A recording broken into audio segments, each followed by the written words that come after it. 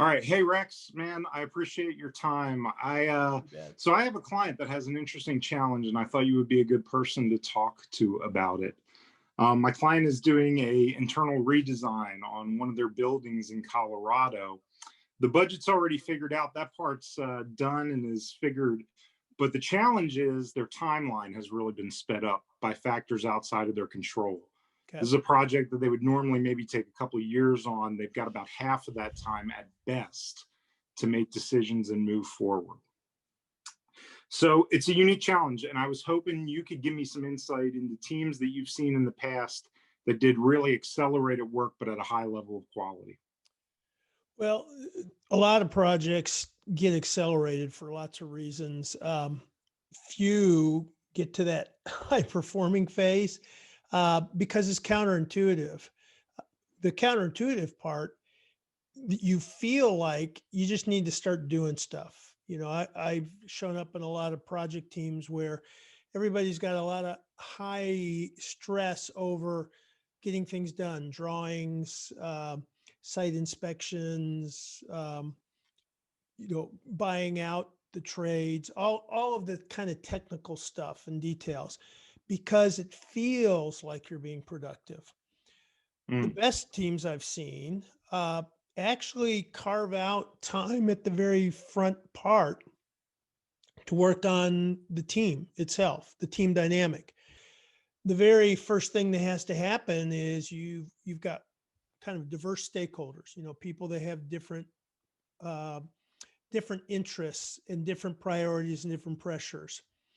Under stress, everybody will go naturally into protecting whatever that is, even unconsciously. You don't think about it, but if you've got a budget uh, and you're under stress, you're going to protect that budget. Whereas some cooperation could mean that we do a little bit of compromise and we both come out a little bit ahead. Uh, and so the very first thing, Google's research, and you've been out to Google, it's psychological safety. Well, that's a kind of trust that goes a little deeper than what we typically think of trust. We typically think of trust as I can count on you, so I trust you. You've got good values, I trust you. This is more of I feel safe with you. I'm going to, in order to take this risk, okay, to do this, it's risk, right? We've got to compress a normal time frame faster. So that means it elevates risk.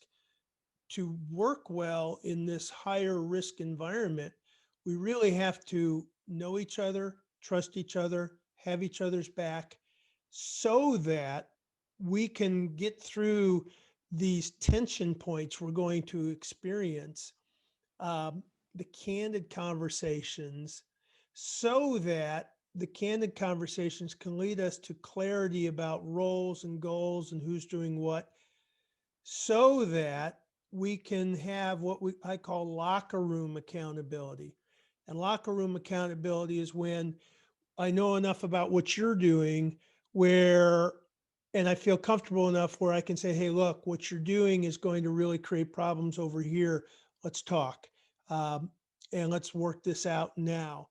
So I've got to know enough about what you're doing, but I've also got to feel comfortable and trust and have language to do that too.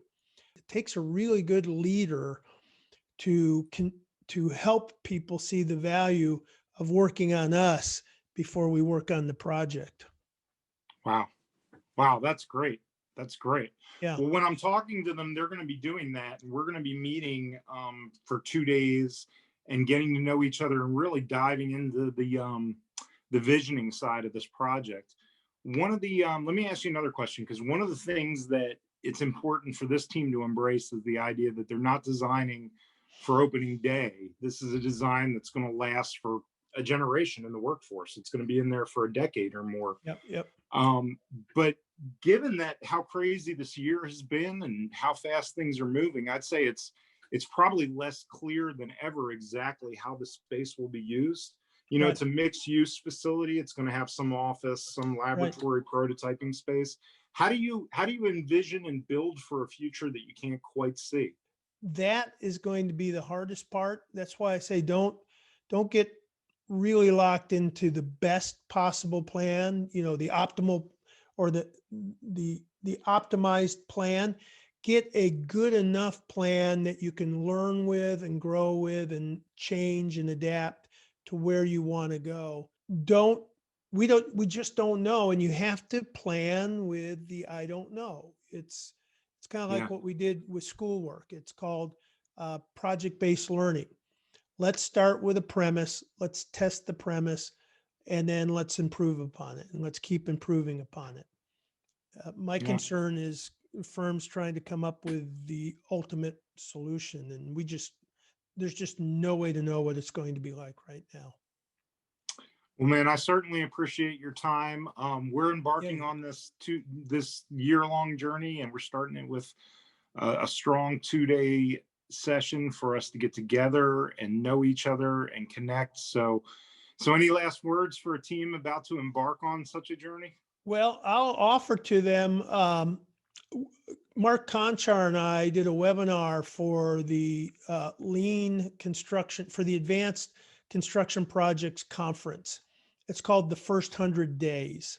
And I'll give your group free access to the webinar and the downloads that we have. Yeah. All right, Rex. Well, I Okay, appreciate you letting me you bet. pick your brain, dude. Yeah, take care. All right. See you, Michael. Thank you, sir. Bye-bye.